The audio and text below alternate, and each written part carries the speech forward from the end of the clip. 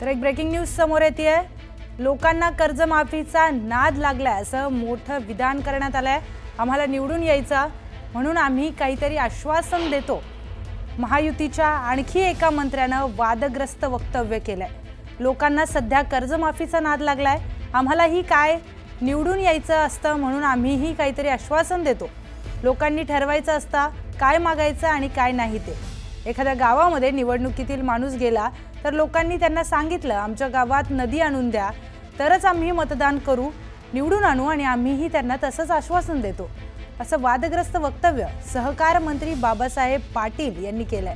त्यामुळे आता पुन्हा नव्या वादाची शक्यता आहे।